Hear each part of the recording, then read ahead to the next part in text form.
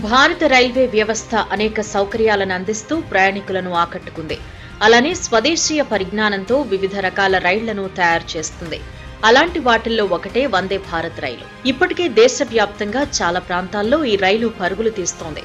అలానే వచ్చే 3 ఏళ్లలో దేశవ్యాప్తంగా 400 వందే భారత్ రైళ్లు తిప్పాలి అని రైల్వే శాఖ లక్ష్యంగా పెట్టుకుంది.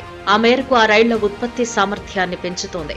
రాత్రివేళ తిరిగే స్లీపర్ వందే భారత్ ట్రైన్లను కూడా పట్టాలెక్కించనున్నారు. ఇవి కూడా అందుబాటులోకి వస్తే రైల్వే ప్రయాణికులకు జర్నీ మరింత సౌకర్యవంతంగా ఉంటుంది. వందే భారత్ రైళ్లు అరుదైన సరికొత్త రికార్డును సొంతం చేసుకున్నాయి. ఇప్పటి వరకు దేశవ్యాప్తంగా అన్ని వందే భారత్ రైళ్లు 18,423 ట్రిప్పులు నడిచాయి. అదేవిధంగా ఈ రైళ్లు ప్రయాణించిన దూరం కూడా రికార్డు స్థాయిలో ఉంది. ఇప్పటి వరకు వందే భారత్ రైళ్లు 1,24,87,540 కిలోమీటర్లు ప్రయాణించాయి. ఈ దూరం అనేది భూమి చుట్టూ 310 సార్లు పరిభ్రమించిన దూరంతో సమానమని రైల్వే శాఖ పేర్కొంది. ఇది సరికొత్త రికార్డు అని ఇండియన్ రైల్వే శాఖ వెల్లడించింది. 2023 కాలంలో 97,71,705 కిలోమీటర్లు తిరిగినట్టు వెల్లడించింది. 2019 ఫిబ్రవరి 15న ఈ వందే భారత్ రైళ్లు ప్రారంభమైన సంగతి తెలిసిందే.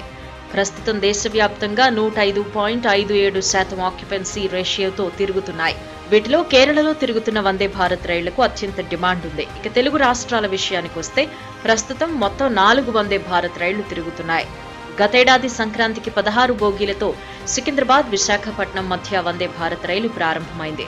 ఈ రైలులో 120% మించి ఆక్యుపెన్సీ రేషియోతో ఉంది. అలానే కొద్ది నెలల క్రితం ఇదే రూట్లో మరో ట్రైన్ను కూడా ప్రారంభించారు. అలాగే సికింద్రాబాద్, తిరుపతి, కాచిగూడ, బెంగళూరు మధ్య మరో 2 వందే భారత్ రైళ్లు పరుగులు పెడుతున్నాయి.